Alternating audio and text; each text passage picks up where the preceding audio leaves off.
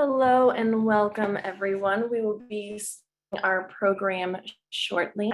People are trickling in, so we'll wait another few minutes to start. But in the meantime, welcome, and we will get started shortly.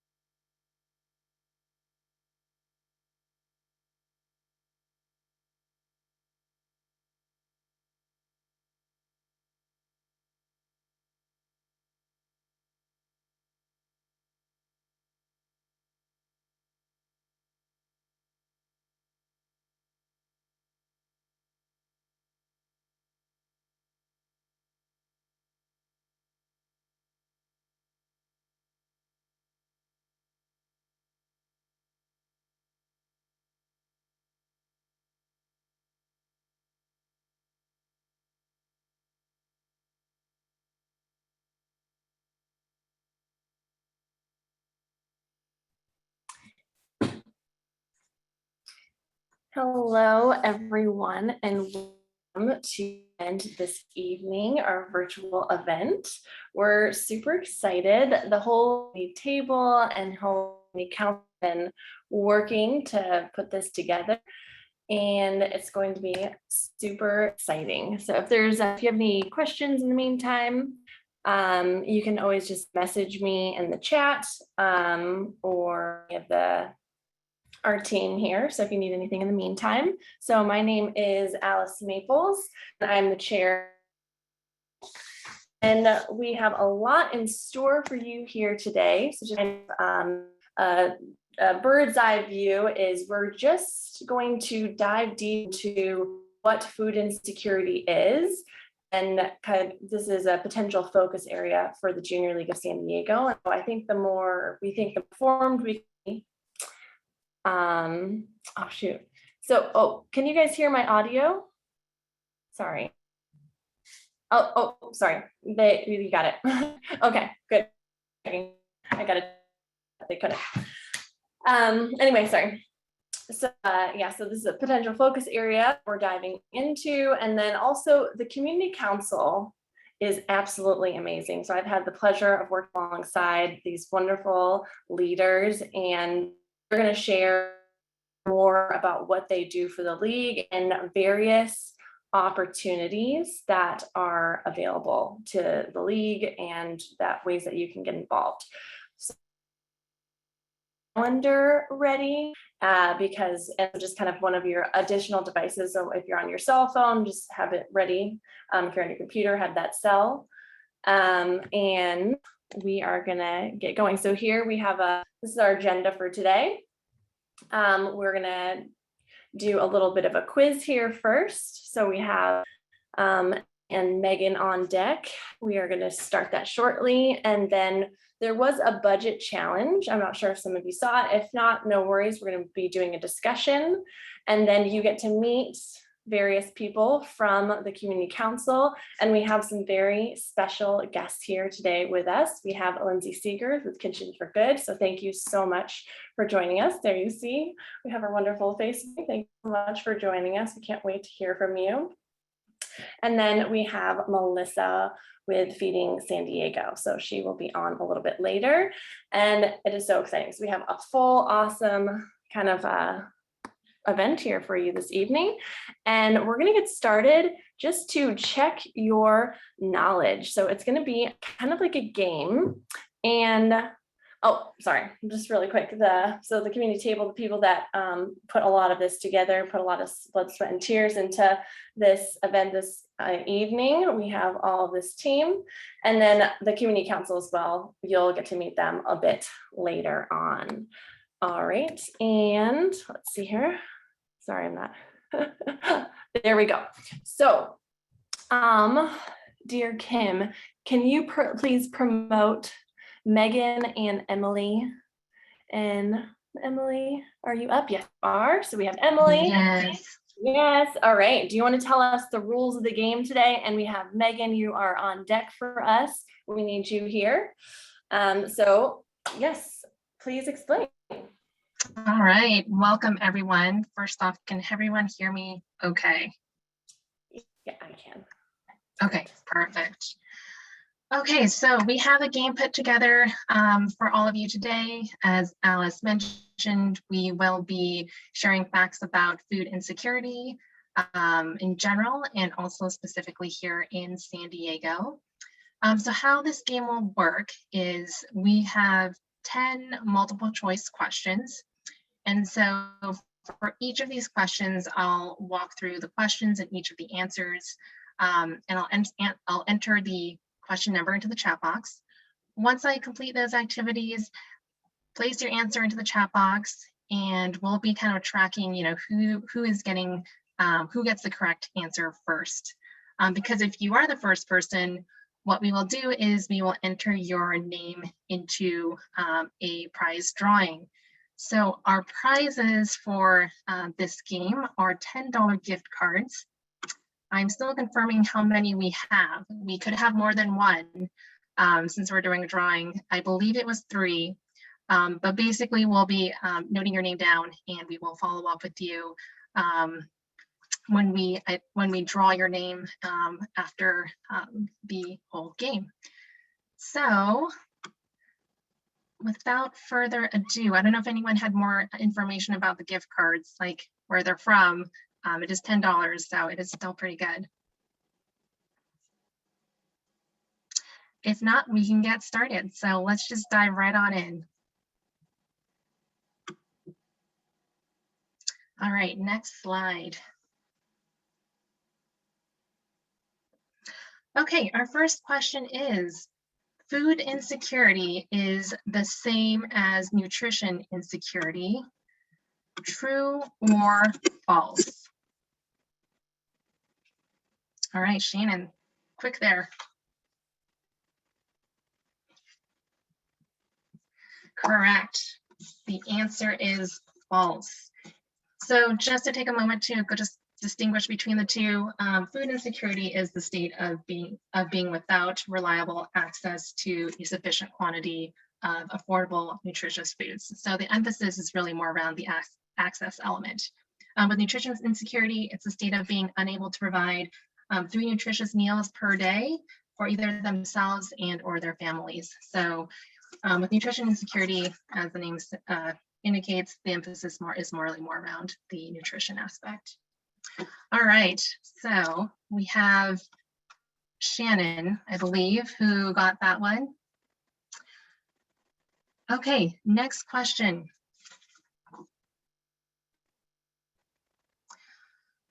Since San Diego is an affluent city, there are no food deserts. True or false?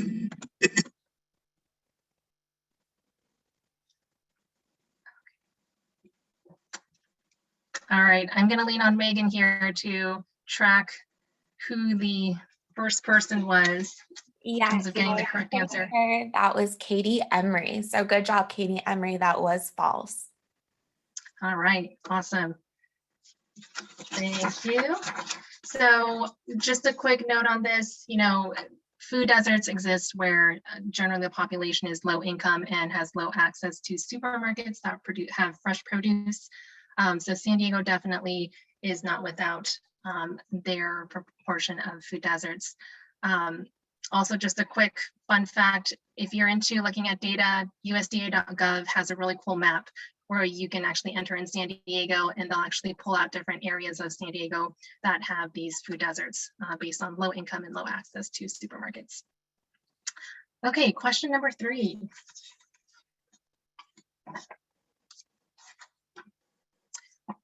What percentage of low-income single-parent households experience food insecurity?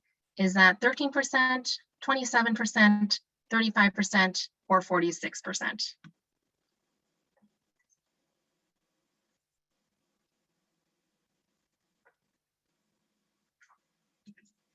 All right, and the correct answer is 46%. All right, Megan, who got that one? Julia did, Julia Seegers. Excellent, good job. Nice. Okay, great. So moving along to question number 4. So the expected food budget per person per day for a very low income single parent family household with 2 children in San Diego is $4, $7, $10, or $13. And again, please wait until I finish all the answers and then enter your answer. All right, Megan, who got that one? Natalia did. Good job, Natalia. Even though most of you guys knew that one. Excellent, nice, Natalia. Yes, if you did the budget challenge, that was a slam dunk. Okay, question number 5.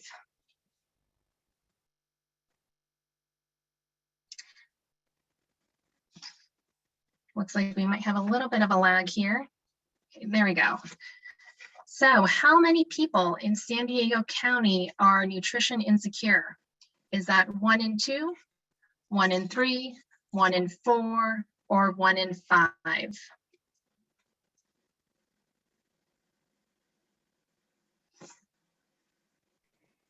So Natalia, you got that right. And you and Elizabeth Giddens got it at the same time. So we're going to say Elizabeth because Natalia, you got the last one right. That's right. All right. Thank you, Megan. And good job, both of you. All right, let's move along to question number 6. You guys are doing a great job. Everyone's super participative. I love it. So what are some barriers to healthy food access? Is it access to food and affordability? Is it language barriers and lack of education? Is it lack of knowledge or resources, lack of transportation? Or is it all of the above?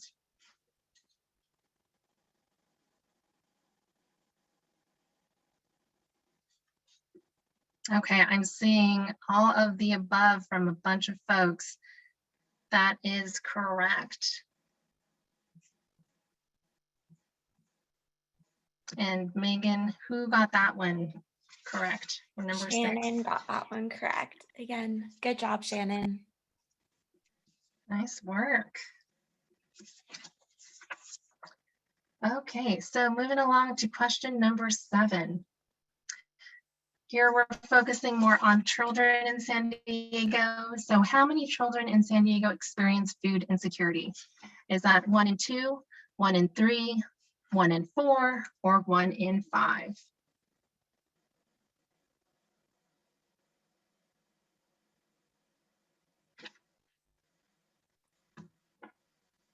And that was Natalia again. Good job. So the answer is 1 in 5.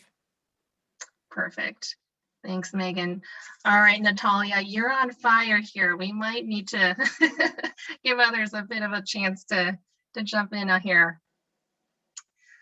Okay, so let's move along to question number 8. So question number 8 is going to be geared more towards our communities of color. So ranked from highest to lowest, which race has the highest proportion of food insecure households in San Diego? And this is based on 2019 pre-COVID statistics. For this question, actually, before everyone starts entering their answers in, please answer based on the color of the box, so you don't have to enter all those words there. So you can enter green, red, black, or blue. So is it Native, Black, Asian, Hispanic households? Is it Black, Hispanic, Asian, Native households?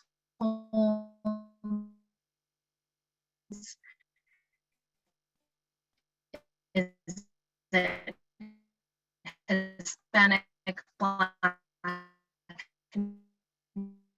Native?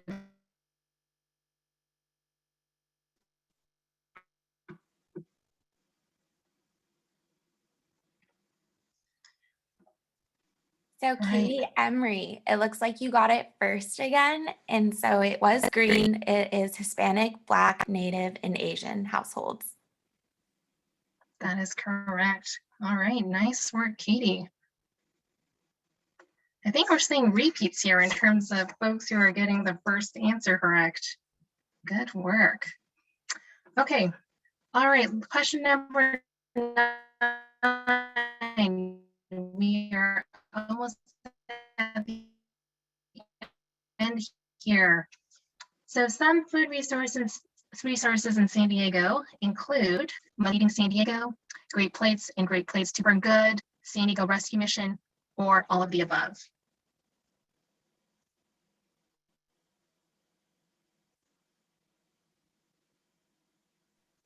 Great job, Christina Carnival. Sorry if I said your last name incorrectly, but it is all of the above. So we're lucky to have a lot of different resources available for people here in San Diego.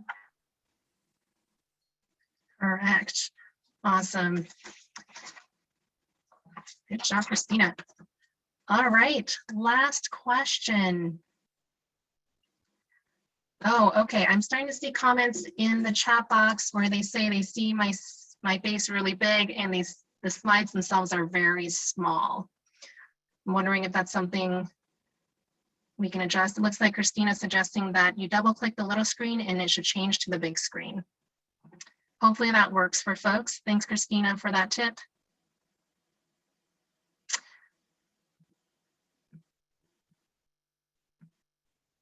Okay, Christy just confirmed that worked. So just double click the small screen with the slides and you should be able to see the slides bigger. Perfect, thank you. All right, last question of the game. What is the state of hunger in San Diego during COVID-19? Actually, that is not the question. The question is about the state of hunger in San Diego during COVID-19. The question is, how has meal distribution changed during COVID-19?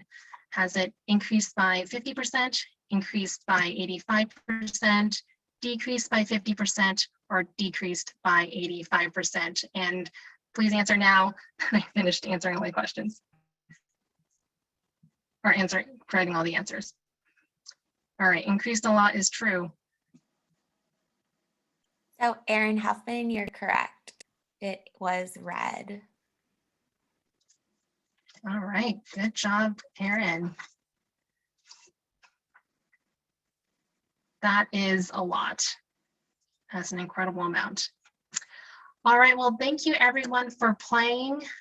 Megan has been also capturing all of your names down for the prize drawing. And we will confirm the number of prizes, and then we'll do a quick random drawing to see who gets those $10 gift cards. If we don't announce it during this time, we'll follow up with all of you during via email. So.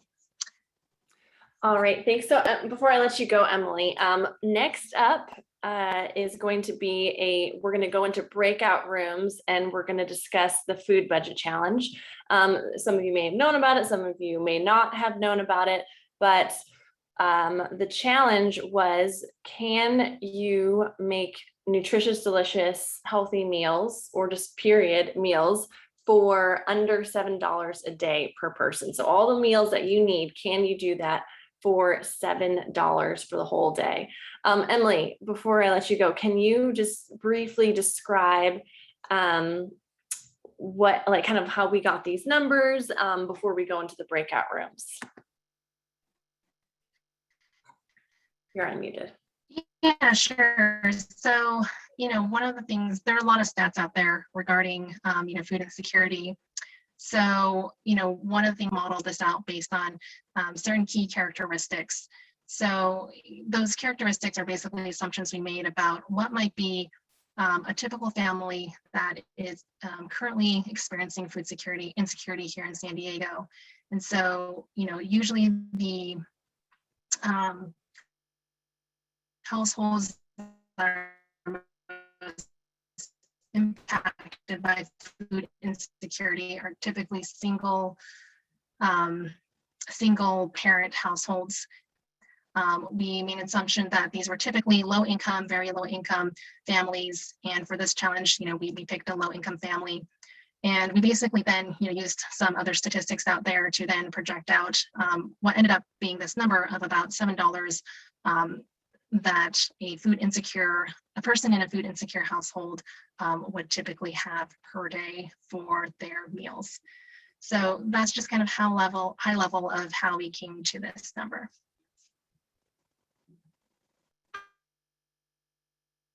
Oh, excellent. Thank you so much for kind of explaining that number, because that was really interesting, just how you got to that number and just kind of the reason why we chose it. So next we have some questions like in regards to this. So the food budget challenge was technically like 3 days. Some of you may have done it, some of you may not have done it. And here are some questions that you can answer either. We're actually trying to figure out the breakout rooms right now. So in the event that we can't, maybe we can, we're gonna have to just kind of go with the flow here. Let's see here. We're gonna give me 2 seconds. I think we're having trouble with the breakout room, so we might have to just go in the chat and maybe we'll just kind of participate this way.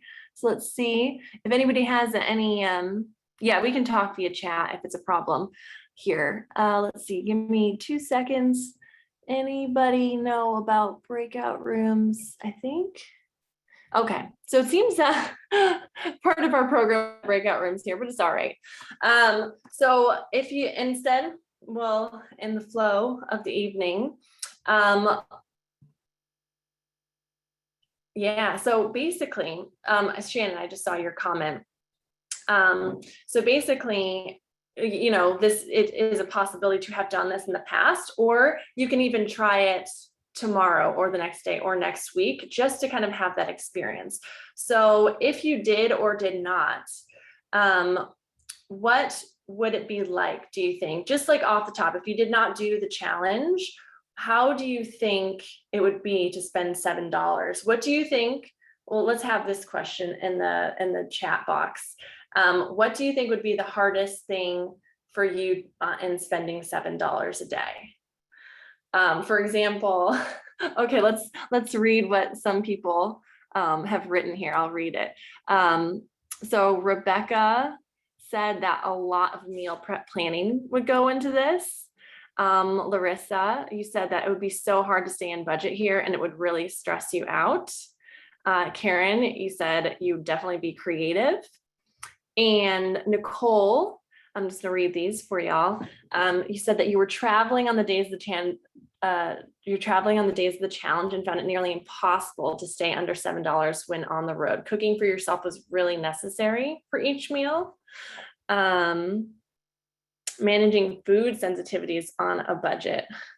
Elizabeth said that she would only eat one meal. Natalia, planning. Crystal, less access to fresh produce.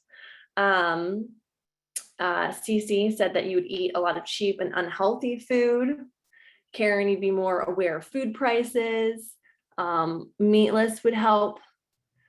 Stephanie, we have buying enough to make discount bulk buying worth it, but food goes bad because she's only one person. So in your household, Stephanie, right, it'd be like, and same thing with mine, it's like buying for one, it's like buying in bulk, and that's kind of tricky.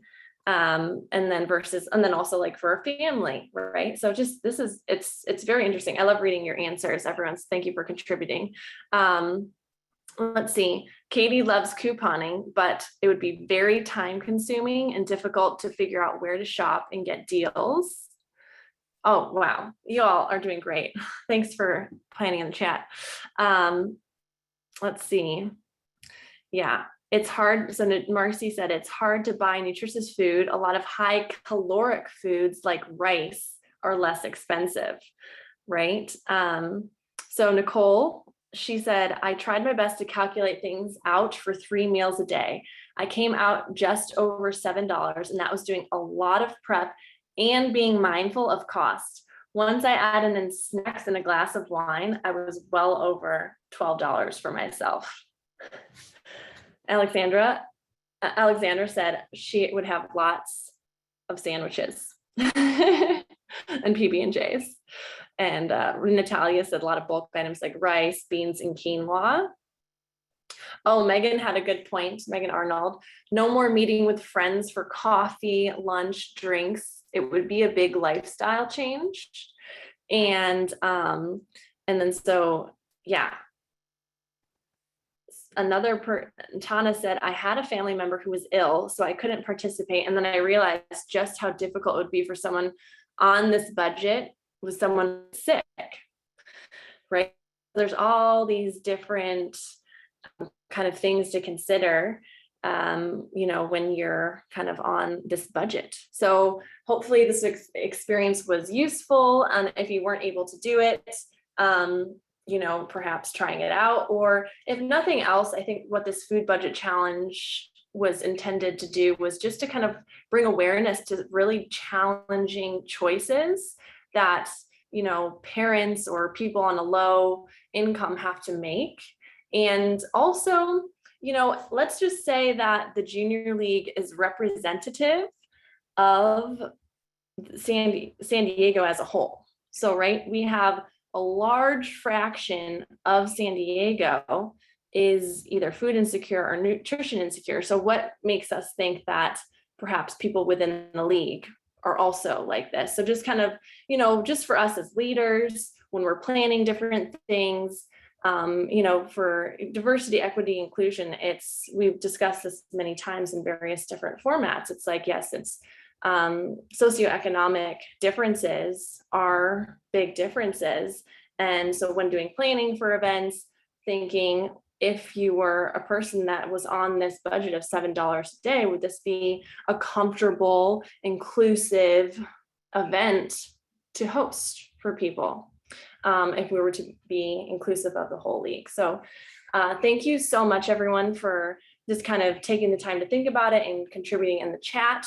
So you all can kind of read through here again, or if you want to continue this challenge, we did do it on social media.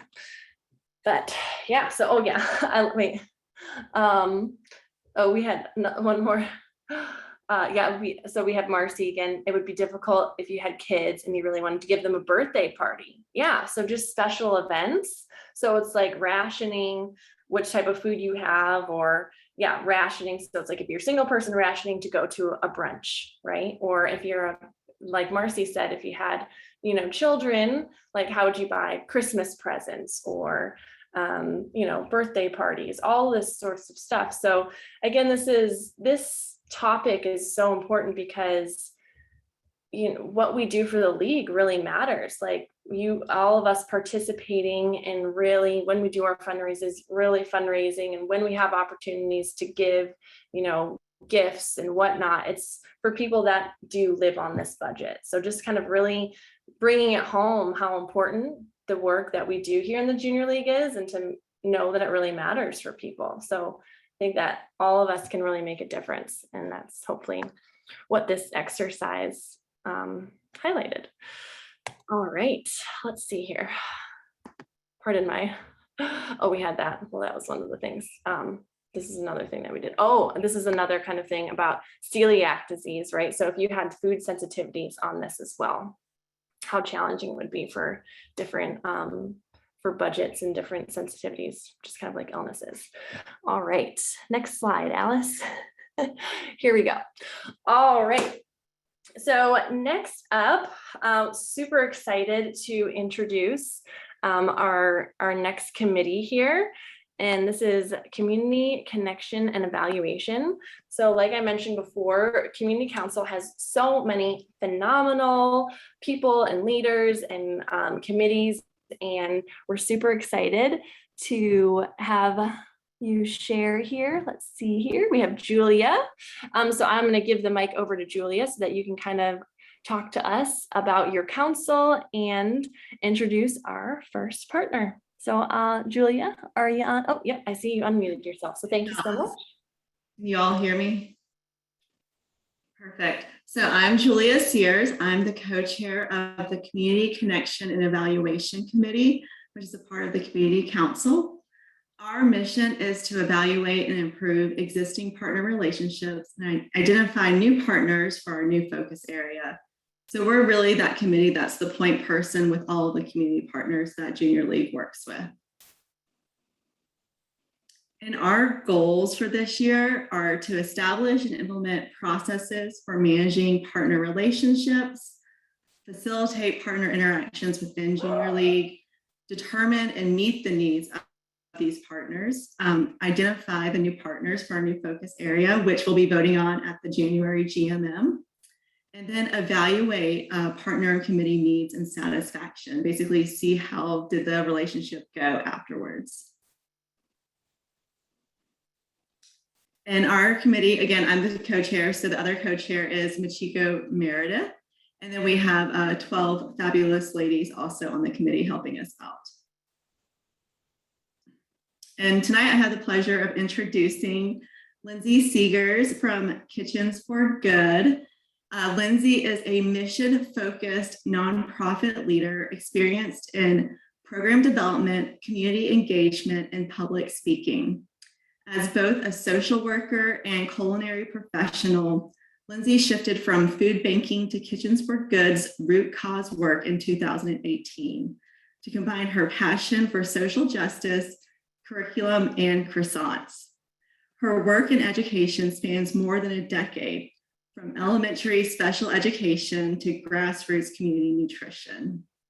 As the former distribution network engagement manager of Feeding San Diego, Lindsay managed 160 community and college partnerships, serving 63,000 San Diegans each week, as well as the county's retail rescue program and Starbucks food share program that redirected 13 million pounds of rescued food to San Diegans in 2018. At Mana Food Center in Maryland, she managed the retrofitting, design, and educational programming of a 72-passenger school bus into a licensed commercial kitchen and mobile food pantry. For 15 years, Lindsay has served as a regular presenter and guest lecturer on food insecurity, strengths-based storytelling around social inequality, and adoptee birth parent reunions. She is also a licensed Episcopal lay preacher. She's an active member of the International Association of Culinary Professionals and has been featured by The Kitchen, Share Our Strength, Sway San Diego, KUSI, and Voice of America. Lindsay holds a bachelor degree in social work and public relations from Christopher Newport University and has a graduate degree or certificate in nutrition from the George Mason University School of Global Public Health. So without further ado, thank you so much, Lindsay, for joining us tonight. I'll let you take it from here. Thank you so much, Julia. I totally would have sent you my abbreviated bio if I knew you were reading it out loud. You are so sweet. Pasted in the long version, so I'm so tickled. I'm really just so happy to join you all today. I've been with Kitchens for Good since 2018, and really just had the pleasure to get to interact with Junior League of San Diego early on when I began overseeing the volunteer program when I first started at Kitchens for Good. So it's really just so fantastic to get to connect with you all in this new capacity. And I am bringing up my presentation for you all right now. Would someone just let me know if you can? I'm thinking you can see my screen. If anybody's able to tell me. You can see it. Yes, thank you. Wonderful. Okay, just seeing if it will let me project. All the little buttons are covered. There we go. Okay. Oh my goodness, thank you all for your patience. So I'm really, really happy to chat with you about the work of Kitchens for Good. As you heard in my chunky bio, I come from food banking world. I've been doing that about 10 years, and I really appreciate all of the volunteering and work that you all are doing on the ground of making sure that food is getting to hungry San Diegans. And the work is it's been a really neat professional shift going into this work at Kitchens for Good, and I'm just delighted to be able to share a bit about it with you. So we just actually hit our 6th birthday in this month, mid-September. And when Kitchens for Good was started just 6 years ago, the idea was, look, we recognize that food waste is an issue. These are pieces I'm sure that you've heard about. 1 in 6 San Diegans are hungry. And for those who are, most impacted by trauma, I'm talking about, young adults who are aging out of the foster care system, those who are being released out of incarceration, those who have a felony, those who are transitioning out of homelessness, our veterans. There's a 70% unemployment rate among those adults impacted by the justice system, impacted by the foster care system. And as we, look at how nonprofits and how communities can get together to support the direct relief and efforts to be able to address these problems, the reality is most nonprofits struggle. And so Kitchens for Good really started out to be a different kind of nonprofit. So what we do essentially is we offer transformative opportunities to individuals, adults whose lives have been impacted by trauma. And we offer 3 apprenticeship training programs: culinary, baking, and food service management, to provide technical skills, training, life coaching, career counseling, to ready apprentices for careers in the hospitality industry. So what that looks like is starting first with our apprentices. We train highly motivated job seekers. Sometimes we've been talking a little bit today about myths around hunger. And sometimes there's the idea that someone who is experiencing hunger has maybe done something to put themselves in that position, or maybe aren't trying hard enough in some way. And I mean, what what we know is we, are debunking these myths like you all were doing in the start today is how do we really connect people to opportunities to sustain themselves? So we train highly motivated job seekers for the culinary industry. We, as part of their professional training, we're engaging with the community to respond to hunger. We know that hunger is a part of the reality in San Diego, and we really believe that wages and fair wages are the way to get people out of poverty and get people out of hunger for good. But we also understand that there is that emergency need that so many San Diegans face.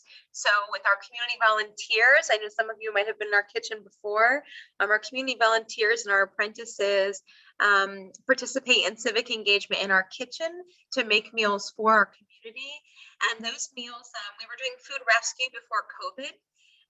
However, during COVID, we really had the chance to think about how we wanted to utilize our resources as the opportunity to rescue produce really dried up a bit. And so we now are procuring the produce and the proteins for our meals from minority and women-owned businesses and farms. And with all of that, in that notion of being a different kind of nonprofit, is that we are a 501c3 nonprofit, but we also operate sustainably focused enterprises. So I'm going to talk about a little bit about those at the end of my time today, but making sure that the ways that we generate our own revenue so that we are not just relying solely on generous philanthropic support is operating businesses that put money right back into our programs that are really focused on environment, people, and economic sustainability. And as you probably know, if you've been acquainted with our Project Nourish, that in addition to that training program, we're currently making 100,000 meals each year to help San Diego families, seniors, and students experiencing food insecurity. Well, let's see if our video is going to work here.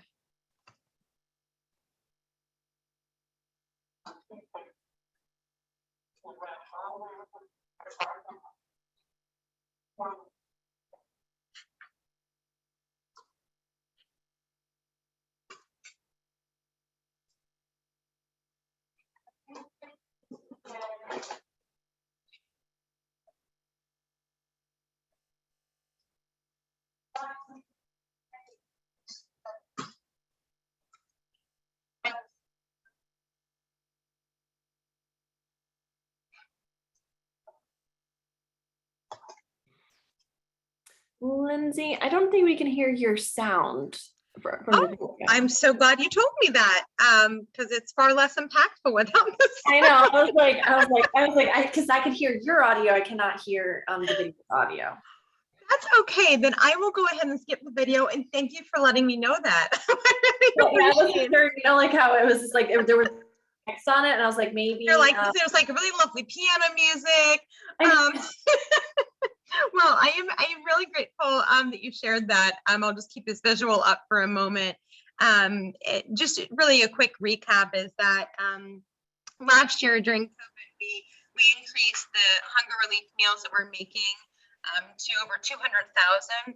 So Kitchens for Good is pretty unique in a partnership with the food banks of being one of the few nonprofits that's making scratch-made heat and eat meals. So rather than distributing ingredients, we make scratch-made, healthy, wholesome, balanced heat and eat meals that we freeze and are delivered frozen by our partners at the food banks. So they're made by members of the community, and they're also made by our apprentices. I'm happy if you like Julia and Alice to share the video if you want to. Whoops. If you want to send it out or paste in the link so y'all can watch later. Thanks for letting me know, and my apologies about that. So as I was mentioning, I was really invited here to talk about food insecurity, and it's something that's a part of our foundation at Kitchens for Good and addressing food insecurity. But we really do, the key part of that is really believe that wages are the way to address hunger and address poverty. And so we do that through a state certified apprenticeship program. We have culinary, baking and hospitality, and Amanda, you see our instructor, this was the first day of class, last cohort. She's actually a 2-time Hell's Kitchen winner from seasons 15 and 17. So you would have seen her as Manda on if any of y'all are a Hell's Kitchen fan. But what we do is this is a 20-month apprenticeship program. And so this is really getting folks those work-ready skills, those life coaching and career coaching skills. At the end of that 20 months, they get a certificate from the state, from the Department of Apprenticeship Standards, that's recognized as equivalent to an associate's degree. And while some of our apprentices have finished high school, some haven't finished elementary school. And so to really get that nationally recognized certification of the caliber of their training that they can take anywhere to, any employer nationwide really means a lot to the apprentices. And so we do a lot of partner work. We do everything that we do is really trauma informed, from our language to the approach and how we talk about and to our apprentices. I know when I was listening to the really great opening you all were having, we can often talk about those who are experiencing hunger, experiencing homelessness, with a tone of pity, and sometimes fearing that or sensing that these are people who are not us, who are different and in this suffering way. And what's really special about the work that we do at Kitchens for Good is that you have the chance to really see that, anybody could fall into this situation of not knowing where the next meal is coming from, maybe losing a job due to a mental health issue or other barrier. And it's really about just having the right support, people support, resources, housing, childcare, and just having that team in place to help you get back on your feet.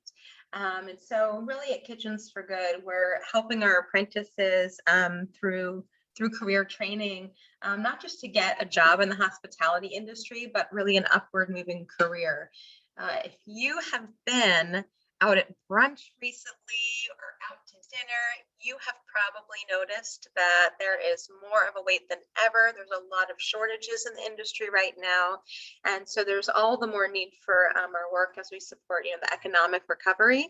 And with that, we still are pretty picky about our employer partners. We've got 140 restaurants that we currently work with, and they sign on with the state because we're a registered program to say that they are going to mentor these apprentices, that they are going to work them through the stations. They're signing on to increase their wages, increase their pay as their skills increase. So it really is helping them realize their own career dreams and goals. I just want to quick highlight Project Nourish. Again, there's opportunities to come volunteer in our kitchen if you really enjoy kind of that hands-on work. So our team that you're seeing here on the upper left, Chef Ryan and Manny and Karen and Iva, our production team that work directly in making our meals, and then our groups and volunteers and apprentices package them on Wednesdays together. And we are just wrapping up as we get to the end of September here with Hunger Awareness Month. We have a $100,000 match happening right now. So I just want to put a little plug in if you have friends that as you've been on your own journey of better understanding hunger and how you can do some direct help, that we're doing just finishing up a September fundraiser right now where we're doubling everybody's donations to this work to allow us to make 150,000 meals. The last two pieces I'll just talk about really quick are the two new enterprises that we're starting right now. And we're starting them because with COVID, we closed our catering business, and getting back into catering right now, it's a time that we really want to be partners and support the hospitality and the restaurant industry. Catering is pretty competitive, and we don't want to be competitive with our restaurant partners. We really want to complement their work. So we are soon launching Kitchens on Call. It's going to be a staffing agency so that employer partners can post using a custom app we've made, shift openings, and our apprentices can sign up and try out different employment opportunities, take a Sunday shift, take an after class shift and get to experience different facets of the industry, different types of food service environments. And that will really make sure that our apprentices are paid so they earn as they learn throughout their culinary training or baking training with us. The last thing I'm going to tell you about is our new store that is opening up in Pacific Beach. Kitchens for Good, the shop. We anticipate opening the end of November. And what this is this going to be a store for all things kitchenware. There'll be food, but there will mostly be a resale kitchen shop. So right now we're hosting a kitchenware drive. If you have ever gone to a Salvation Army or to your favorite thrift shop to found a cool, plate for a party that you're hosting, or a really cool wooden spoon you want to gift to a friend, thrift shops tend to have about less than 8% of their floor space dedicated to kitchen items. And this will be all kitchen items, both secondhand and locally made, and supporting a lot of women-owned businesses. So please do consider donating your kitchen items as we get our inventory ready to launch our new store in Pacific Beach. I know I could talk about Kitchens for Good all day because I love it, and I want to be very respectful of everybody's time. So just wanted to open up if anybody had any questions. Let's see, I see Marcy put a question in here. Great question. So what benefit do the restaurants and other hospitality sites when they take on an apprentice, they pay a salary to the trainee? Fantastic question, Marcy. So they do, they provide benefits and hire our apprentices full-time. And really that there's so much turnover in the hospitality industry. I would guarantee about 50% of the people on this call have worked in food service at some point in their life. It's a pretty high turnover industry. So getting someone who's trained, not just in the technical skills, but really understands the industry, understands the lingo, the pace, the expectations of the industry, having a trained employee who also has the HR training. They're getting all of their safety and sexual harassment trainings with us. So Kitchens for Good really offers as this, operates as this HR partner. So if there's any career coaching or support the apprentice is needing during their 17 months at the restaurant, those restaurants call right out to us and we visit monthly for career coaching sessions. And we're really using our platform to promote their businesses. Any other questions?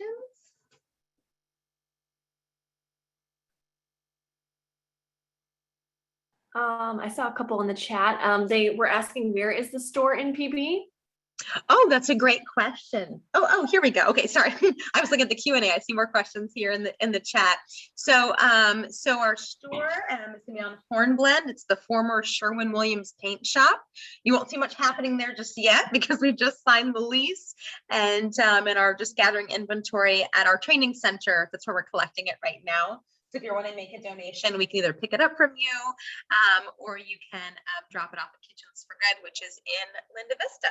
And for the employer partners, Megan, we've got 140 employer partners. We are updating our website actually in the next about a week and a half. So you will see that full list very soon. And yes, Karen, the thought is not just in time for Christmas, but we are hoping all permits allow us to open for Black Friday. It's going to be a pretty inexpensive store. Our higher end items, china and such, and KitchenAid appliances will be available on our website. So we'll have an e-commerce platform too, where you can buy our sauces and pickles, all kinds of things. So Natalia, thank you, Lori, for the kitchen store. It's amazing. You're so sweet. Great. I feel very, very lucky to work here. What types of donations? Natalia asked. So this is all things kitchen.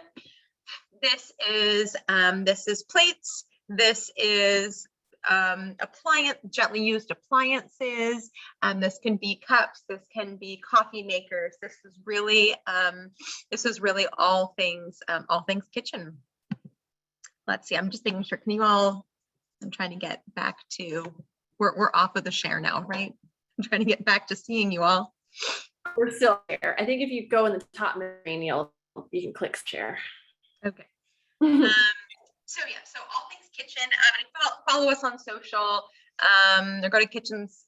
I would say, follow us on Instagram or Facebook. You'll see lots about our kitchenware drive. So we are happily taking all things kitchen appliances, etc. Did I answer? Oh, thank you. I see someone posted the video. Thank you so much for that. Any other questions or ways I can support? Let's have some love go into the chat, like something earned or just a celebration of having such an important part. And it is unbelievable. All You all, thank you, Alice. Oh my goodness, way to make my night. You are so sweet. hey, we speak the truth, okay? I mean, we're dropping love in the chat to you, like it is. Goodness. Oh, goodness. Christy, I am also so excited for the PB shop. Working right now on like branding and the look of it. And you heard it here first, but top secret, everyone pinky swear to secrecy that if you all have been to Pigment in Del Mar or in Liberty Station, there's definitely, it's just some inspiration there, like having everything kind of categorized by color. So kind of think Pigment as you think of what we're hoping or planning the vibe of our show to be. So, oh my goodness, Alexa, Christy, Megan, Julia, thank you all so much for the love. I'm so touched and really excited to share this conversation with my former colleagues from Feeding San Diego. And I see that Marcy has asked, how do we volunteer? You just go to kitchensforgood.org and you click get involved, volunteer, and you will see the signups. There's also lots of opportunities to volunteer with the new shop. So helping us sort kitchen items.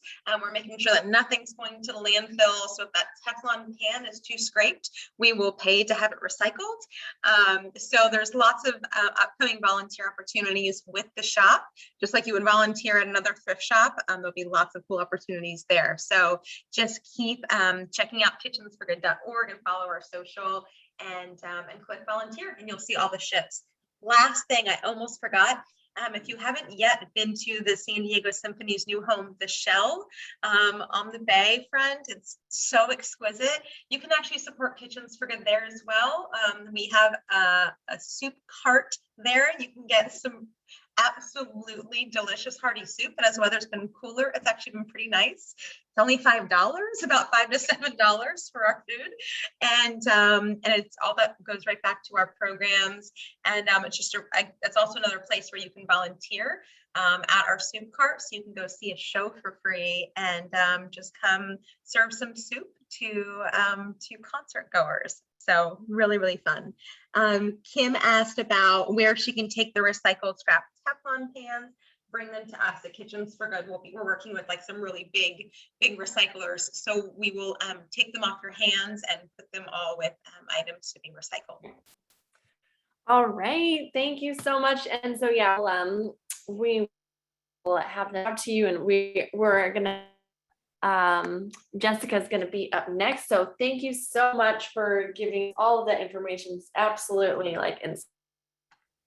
it's so relevant to what is going on, and just love that. Yeah.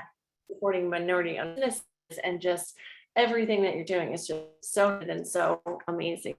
Thank you so much. Thank you. It's been lovely spending the evening with y'all. Have a great night. All right, bye. All righty, thank you so much. And so next, I'm segue into Jessica. Yep, I see you have unmuted yourself. And is going to kind of help bridge between our two absolutely amazing community members. Jessica, I see that you're unmuted. Hi, you guys. Can you hear me? There she is. Okay. All right. So it's actually perfect because someone just asked how they can volunteer and get more involved. So if you're not familiar with the Impact Committee, I am the chair for Impact this year, and we're actually a huge part of JLSD in terms of volunteering. So we're the committee that really gets out into the community and finds different opportunities for our members to volunteer.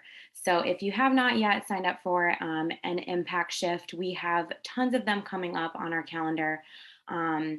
So I'll be talking about those. And actually, here they are if you want to jot down those dates. And they're also available within Digital Cheetah. So part of our committee, our responsibility is to identify those volunteer opportunities for our members. And then we will post about them in the impact calendar and have all those opportunities available for each of our members to really get involved within the community. So we do have some relevant shifts coming up for Kitchens for Good. And then we also have a shift coming up for Feeding San Diego, which I will be introducing as well. So if you haven't volunteered yet with the Impact Committee, we would love to have you. Our members love to volunteer and meet new people. And we really just give you the opportunity to partner with a lot of different community partners and just learn about everyone's unique mission and organization. So with that being said, make sure that you are checking Digital Cheetah, checking the internal Facebook, and just looking for new ways to volunteer with both Kitchens for Good and then Feeding San Diego, who I will be introducing next. So and then here's all the details for both of the shifts. There are actually 2 Kitchens for Good shifts and then 1 Feeding San Diego shift coming up. And there's plenty of time for you to register and sign up to go to those events. We are having both in-person as well as virtual events with the Impact Committee this year, but both of these events are in person. So if you've been dying to get out, these are really great ways to help out your community. So with that being said, I will go ahead and introduce the Feeding San Diego. We actually have the Assistant Manager of Partnerships, Melissa. She's going to be speaking with us. And so she's been with the organization for over 3 years, and she specializes in building corporate and community partnerships, fundraising, and event planning. So she has over 7 years of experience at nonprofit organizations. She is a problem solver and dedicated to helping those in the community who are battling food insecurity. So this is Melissa. If you would like to go ahead, the floor is yours. Hello, everyone. Thank you for having me. I'm going to share my screen real quick. And shout out to Lindsay. I started at Feeding San Diego and and worked with her briefly.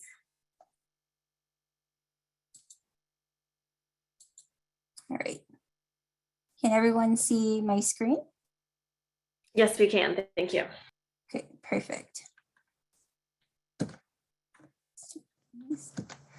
So I'll be going over the state of hunger in San Diego County and why it matters and what we're doing in the community.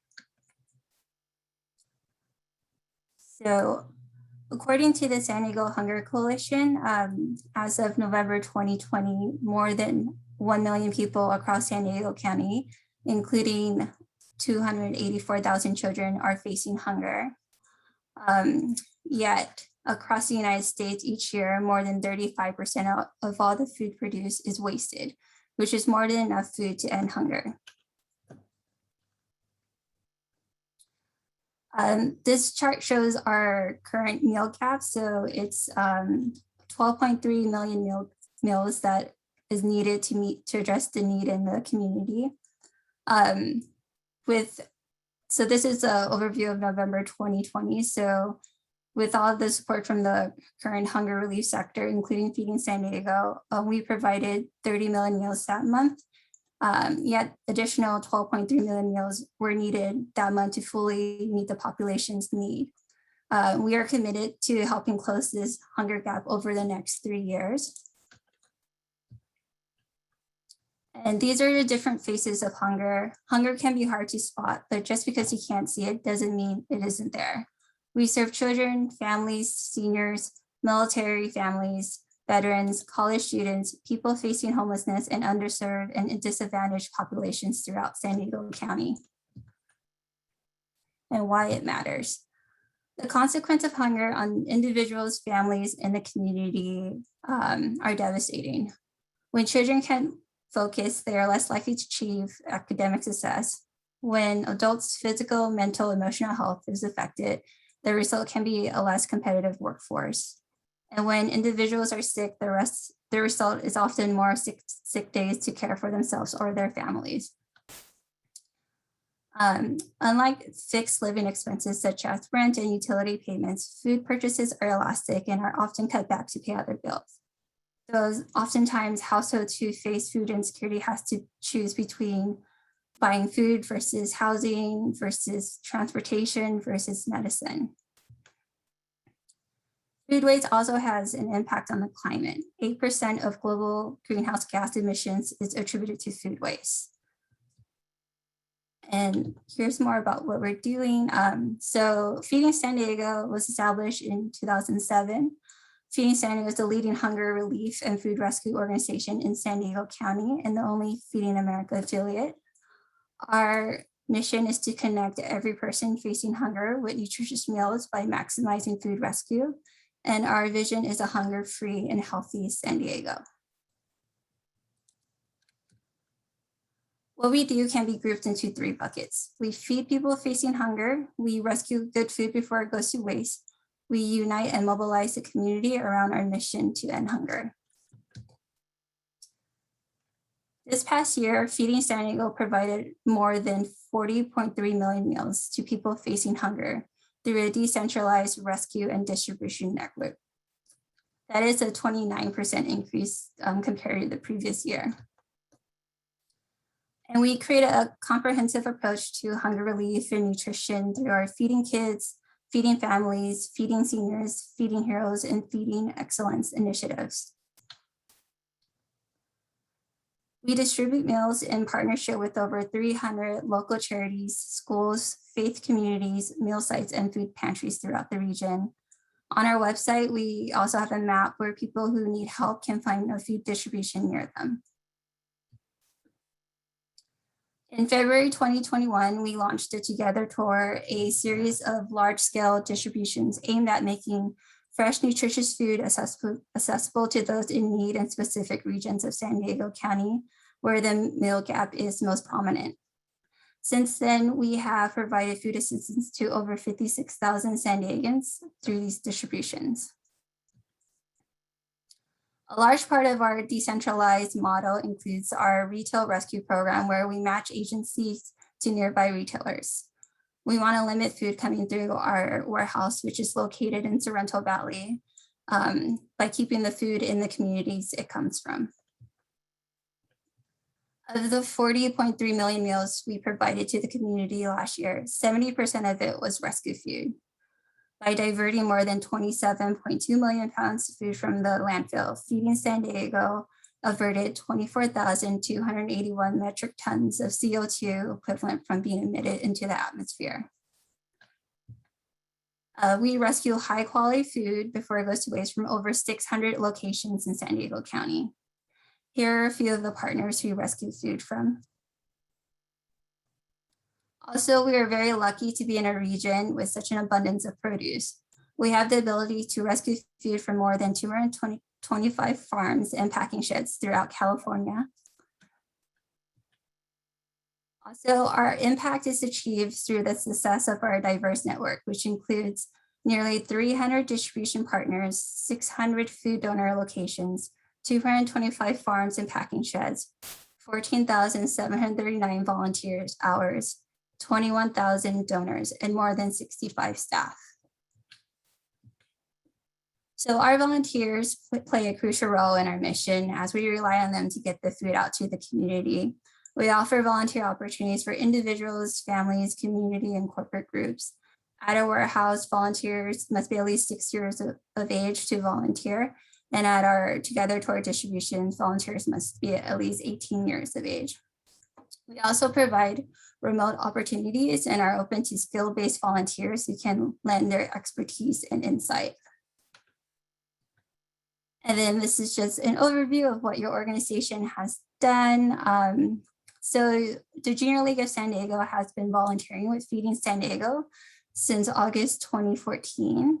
You guys have provided 224 volunteers, volunteered 16 shifts, and dedicated 448 hours. So the amount of hours that you volunteer is equivalent to a full-time staff working at Feeding San Diego for a quarter.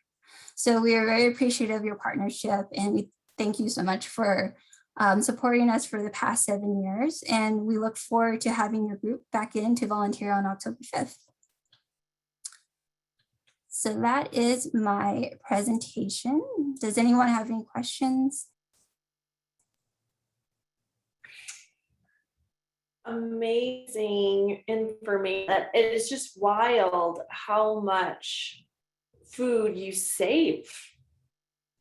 Yes, You know, we're so always that- saving food. Yeah. The Starbucks program started with, where we rescue food from Starbucks every night all over San Diego. So food rescue has always been a big part of our mission. Yeah, and yeah, like Jessica mentioned, and like you mentioned, we are a partner, and you're doing such great work. And so this is a live that you can volunteer for in Digital Cheetah. And yeah, it's just amazing. I love the decentralized that you have, just like keeping it local, it's environmental, it's close, it's efficient, it's effective, and your goals are just absolutely admirable, and we will hopefully help you to get them. Yeah, we are very data driven, and what's great about having a decentralized distribution is that, you know, in case there is a disaster, like if there's a huge earthquake and the roads are blocked, a lot of our partners can look within their communities to get food and provide for those people who need help. Wow. Well, and thank you for showing love in the chat and dropping some love in the chat. And of course, if you have any questions, yeah, so super duper awesome. We're so lucky to have this partnership, and thank you so much for joining our information session. It's helpful to kind of have diversified information on food insecurity and just all the different ways it takes shape, and also all the ways that we can create solutions. So I just didn't even realize all the food waste. So I know I learned a lot today. Yes, so we have a lot of food waste, and I'll share our annual video with you guys too. I know some of you guys have seen it already, but it's a really long video. It's like 10 minutes long, but it really shows our response to the pandemic, and testimonials from the clients that we serve, and how we're just a very like innovative and organization that's always pivoting and, you know, addressing what's the current need.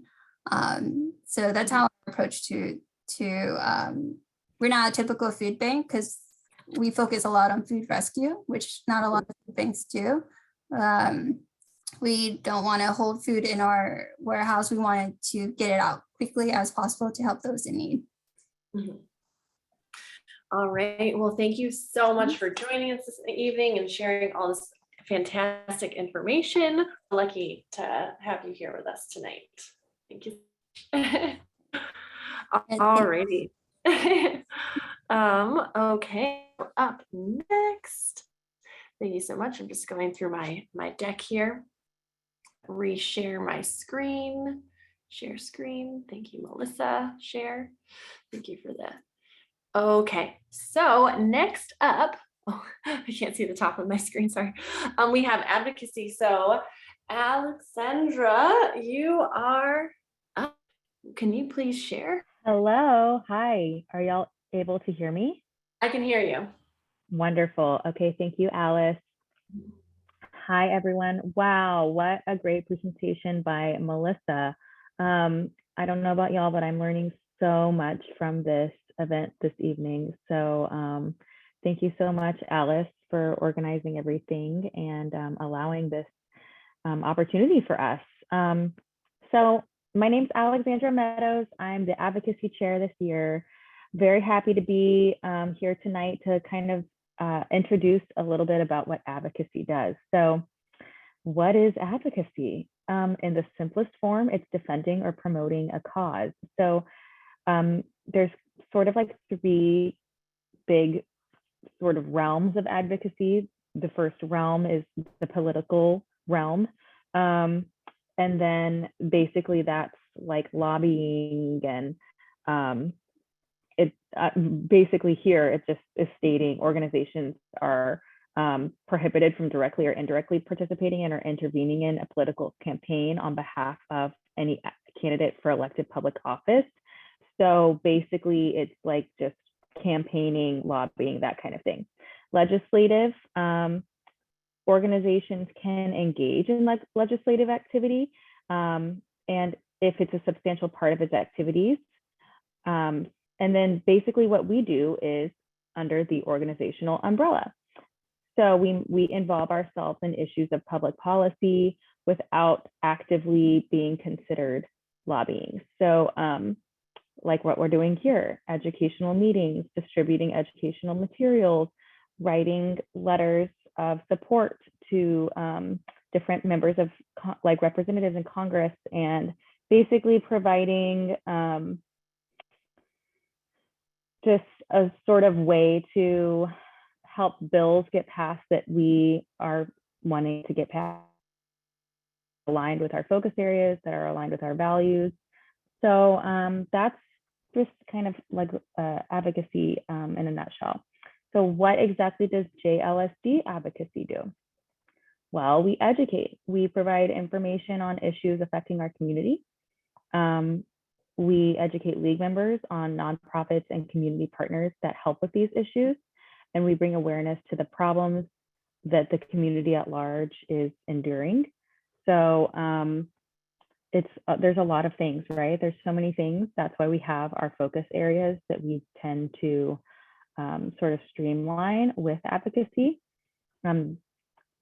So with the last, I don't know, 5 years or so with transitional age youth, we've focused on that, and then sort of like kind of created its own little subgroup of anti-human trafficking. So that's been a big part of what advocacy's been doing over the last couple of years, which leads me to training.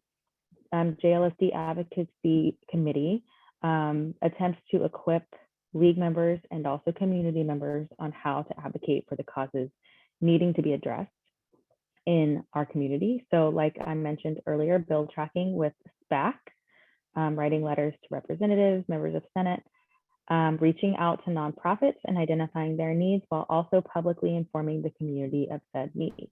That's a big one. I think a lot of people in our community just don't know what exactly the needs are and the specifics. So things like this training are really helpful. And then events. So this is the biggest way that Junior League advocacy helps, is by hosting a variety of events throughout the year to engage members in advocacy efforts. So as I mentioned, we've been focusing on anti-human trafficking for a while, and we've had a few different events that have helped sort of promote and advocate for action in that realm. And so now we're trying to focus on what we're talking about tonight, food insecurity. So our big sort of way of advocating right now is through this event that actually Feeding San Diego has asked us to be a part of.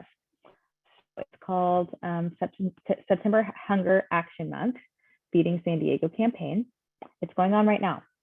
So if you guys wouldn't mind helping them out, all you do is text FEED to 90412.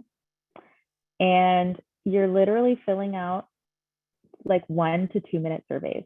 And each survey, basically this really amazing company called 100X, they donate $2, which is 4 meals, to Feeding San Diego. So you can fill out up to 75 surveys. This has been going on all month, but I made sure to ask Melissa, like, is there a deadline for when you have to do this? The deadline is September 30th, but there's no deadline to register in the month of September. So like literally, if you want to register on September 30th and fill out all 75 surveys on September 30th, it all counts. They're trying to raise $100,000. So yeah, we're just trying to get as many Junior League members involved as possible so that they can meet their goal. And it sounds like, you know, there's a lot of people that are already registered in Junior League, but the more the merrier. And also it's seriously so easy. I just earlier today did a survey for like there's like all different companies you can do surveys on. And I just did one for Instagram. Like you literally just can think of any company. It's pretty much everybody's on there, Amazon, Walmart, Target. And you fill out a 1-minute survey. It's not even, you don't even have to type anything. It's pretty much all multiple choice. So everyone I'm going to give like a few seconds, moment of silence to text feed 90412 to register and just fill out a survey. Okay, so moment of silence. Okay. I'm funny. Okay, so I have a question. So I filled out the first, so I'm going this way. What this event is so cool because it's like we do action with this actual event. So I took the feed and then I kind of like did the end. It goes steps to provide feedback. So I signed up and it said complete. Then I checked text for the next step. Then I used a link in my email to share feedback. What I do? Yes. So it should take you, like prompt you through the next step. And then they'll send you emails. I get an email like every week reminding me to fill out surveys, and it'll give me my survey count. Now I'm unable to like give you guys information right now on how much money's been raised or how many league members are involved, but you know, it just doesn't matter. Let's just do this blindly and see what happens. I'm hoping that it'll get to 100,000 at the end, and I think it will. So anyway, moving. Oh, I think you just cut out. Oops. I think we lost a second, Alec. Okay. Oh wait, you're back. I think I'm back. Okay. Sorry. I'm so sorry. Saying how to be an advocate training is November 4th. It will be on Digital Cheetah soon. If you want to learn more about how to advocate for these things we're talking about, for food insecurity, for, you know, what, it really doesn't even have to be that. It can be whatever is a passion of yours. This is a how-to. This is like what you guys can do. So look for this training. It'll be like informational, kind of like the one today, but geared more toward action. Okay, thank you guys so much. I have a wonderful team this year. I did not list their names like everybody else did, but they're awesome. And yes, that's it for advocacy. Back to you, Alice. Alrighty, well, thank you. So this is super cool. So, okay, in the chat, just to highlight, so Brittany's super, so she also, just to highlight what this is, and filled out a bunch of surveys while watching football on Sunday. So like if you're watching Netflix tonight and you want to make some cash for Feeding San Diego, like you do this, Netflix and chill with yourself or whoever, and also raise money for an event. This is super cool. It is, you know, in our lane, or at least it's in my lane. Okay, I'll speak for myself. Okay, so next go Eagles. Okay, there we go. So yeah, thank you so much, Alex, for just kind of sharing. And again, this stuff is in Digital Cheetah. And I'll type here, if you registered tonight and fill out a quick survey, let me know. Okay, so yeah, all the stuff, reach out to Alex. Okay, on deck we have SPAC. I know how to work the PowerPoint. Here we go. All right, Molly, I believe you are presenting for us for SPAC. Thank you, Al. Okay, great. Here you are. Thanks. Okay, hi. Hi, everyone. I'm Molly Ditchman. I am the junior SPAC delegate. We are a committee of 4. Stephanie Burris is our senior SPAC delegate, and we have 2 legislative liaisons, Cassie Carlisle and Ashley Keller.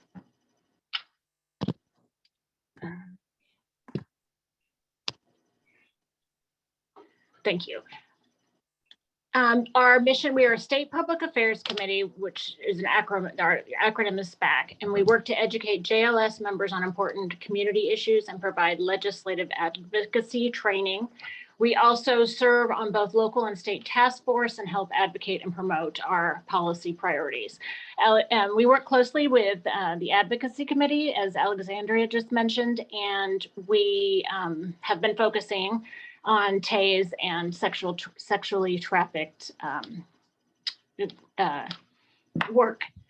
We also work closely with CalSPAC, which would cover all of California. And they have the same, we meet with them several times a year and advocate for statewide things, and they have the focus areas as well. There are currently 8 SPACs within the United States. So 8 states have a SPAC committee in their junior league. And there's the CalSPAC mission. The Junior League of California State Public Affairs Committee mission is to take action on state and national issues that affect our projects and focus areas, to facilitate communication among the member junior leagues of California on public policy, to educate league members on select issues, and to provide training and advocacy skill, and to act as the representative of member leagues. Great, thank you. And we are currently we're currently working, as I had mentioned, with TASE in legislation, but I brought up some of these bills that are on calendar right now that have to do with food insecurity. So these are just a summary of 5 different bills. There's a couple that have to do with lunch programs. 2 of them have designated 2 different weeks for school breakfast week. And then there's also Senior Malnutrition Awareness Day. And then the bottom one has to do with making sure that community college students receive food support from food pantries and food stamps and things like that. And so kind of is this what you guys were bill tracking this year? No, because this was not our focus area. So I just pulled. Oh, they're just different examples. Oh, okay. All right, cool. These are current legislation. Okay. Alrighty, here we go. And then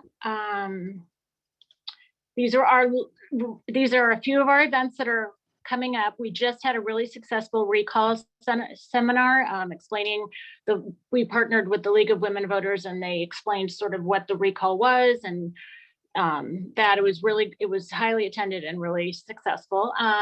Look for in the spring, we do a day at City Hall, which is during the week, and people come down and meet. We're hoping to do it in person this year. Meet your local legislative representatives. It's really great if you haven't done it. It's a full day of activity. It's wonderful.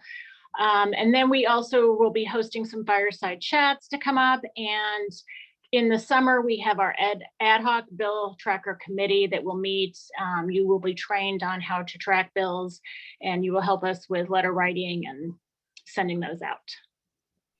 Yeah, I participated in that this year, and it was just, it's like, it's not even a committee, but you can do it as an ad hoc, and it was just so interesting, just the process, and your committee does a great job explaining what it is and guiding through it. And just to be involved in support that go through is just such a cool experience. And SPAC makes it really accessible. So if you haven't ever kind of been briefed on that, it's just a super cool experience to kind of do over the summer. And we did it so Taryn also did the bill tracking. It was like really, I thought it was so cool. It was just like, whoa. And then you write different letters, and it's awesome. So SPAC, you do wonderful things as well. Thanks. Great. It's a great way to learn, and we welcome anyone to join us this summer. Yeah, super cool. All right. Well, thank you so much for stepping in and sharing all the awesomeness that you all do. And we'll definitely look forward to all the different events that you have as well. All righty. Thank you, Molly. Thanks. And yeah, if you have any questions, of course, you got Molly, you got Stephanie, you got a great team that is just amazing. So just shout outs. Okay, so next we have Carmen is up on deck, and he's going to share all of your amazing things that you also have going on. So let's see. Awesome, I'm here, Alice. Can you hear me? Okay, there you are. All right. I can see your face. Cool. Hi there, and I know you saved the best for last, so here I am. Okay, you're awesome. I'm not gonna lie. Okay, that's how it is. Hi, everybody. I'm Carmen Jones. I'm in my 2nd year active in the Junior League, and I'm on the Community Action Committee. And I'm filling in for Nourish, who's our committee chair. She's out today. And so I'm here to tell you guys about what we're doing on our committee and how you guys can help. So this is a new committee that is in charge of managing the diaper bank and lady locker donations. So if you haven't heard of them yet, the diaper bank is a collection of diapers of all sizes for babies in need. And lady locker is where we collect pads and tampons for women in need. So these items are all going to local women and moms who are struggling to make ends meet. So many of whom are dealing with food insecurity at the same time as they're trying to purchase these essential products. And we have 13 committee members and 1 chair. Elle's right there in the picture. And our goals for this year are to collect 22,000 diapers, of 1 month supply of feminine products for 2,022 women, and to host 3 distribution events to 5 community partners. So on the next slide, just kind of talking about why this is important is, tying back into the whole topic of the night with food insecurity. Many families and women are struggling on a budget, and they're having to make the choice, not just what can they make for their meals, or what can they make for $7 a day, but how do I buy diapers and food on $7 a day, or how do I buy period products for myself or versus food for myself?